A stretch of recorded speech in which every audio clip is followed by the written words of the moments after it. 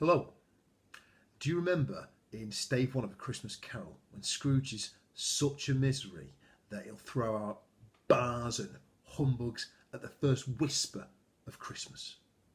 Well, fast forward to Stave 5, the times they are a-changing. Scrooge is a new man. He's Scrooge 2.0, as it were. What this video is going to do is to track and clarify just how Scrooge changes over the course of the novel. By Stave 5, when the ghosts have worked their influence on him, Scrooge is a right old happy chappy. I mean, this lad is off the scale on the jollyometer.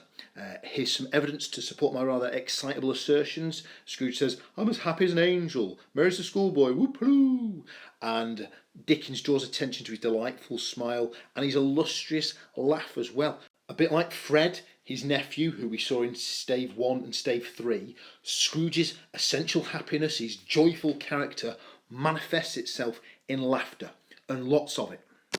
And there are more changes to Scrooge's character by Stave 5. He's a lot more polite and civil in his discourse and his interaction with society, with members of the public. The lad that he addresses out the window, he calls him my fine fellow, an intelligent boy. And when he goes out and about in the locality, when he's trotting about, he's chatting with beggars, he's patting children on the head. It's kindness and compliments all round now. There was a time for Scrooge when words like the public or society were practically dirty words. I mean, you see him at the start of Stave 1, walking down the street. People part like the Red Sea. They sense his hostility, his meanness, his misanthropy, if you want to be all A-level student about it. I mean, we even see him try and take a whack with a ruler to a carol singer. I mean, even Simon Cowell isn't that harsh with amateur talent.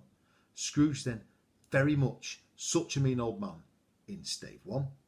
Another thing to notice about Scrooge in Stave 5 is his growing empathy, meaning his increased understanding towards other people's feelings.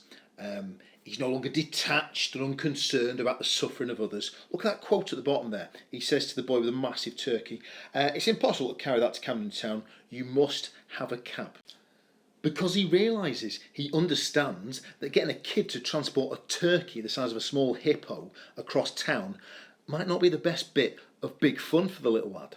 Hence, therefore, he gets him a taxi to ease his burden.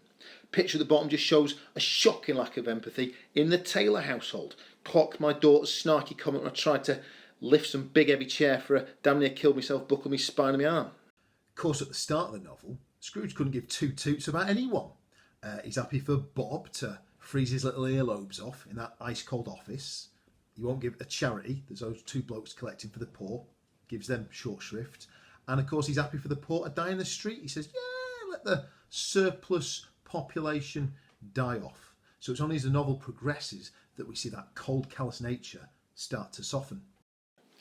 So we're seeing, aren't we, that this newfound flow of finer feelings, Scrooge's desire to be good and do good, is affecting his behaviour.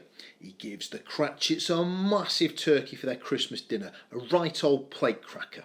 Do you remember in Stave 3, Mrs. Cratchit very sarcastically, very ironically, terms Scrooge the founder of the feast? Well, now that comment seems a little more ennobling, a little bit more dignified, because he's making sure that they eat well.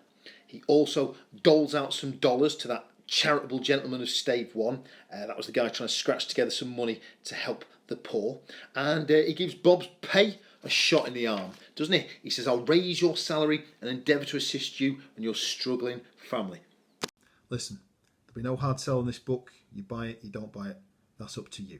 I will say, though, that scores of my students walked away with level 8s and 9s last year. And this book, and even those that hate me will grudgingly concede this, and there's no shortage of those guys, I can tell you, even those that hate me will concede this book was their route map to success on that Part B Christmas Carol question in the Edexcel exam paper. Final thing before I leave you, if you want an image that underpins or captures Scrooge's newfound character, Scrooge 2.0 as I call him, then look no further than this one from the start of Stave 5. Scrooge was glowing with good intentions. Think about that word glowing. In Stave 1, Scrooge is linked with ice and coldness, but glowing. That captures warmth, positivity, the energy of the man. Good intentions, of course, highlights his newfound moral decency. Scrooge wants to be good and do good. He's got a big old heart radiating so much warmth you could toast a crumpet on it. Good intentions. He's finally learned Marley's message that mankind was my business. And here is Scrooge, all primed to put that theory into practice and start caring for his fellow man. So, to cut this rant down, Scrooge in Stave 5 is now a jolly, kind, understanding man. That's one moral makeover complete.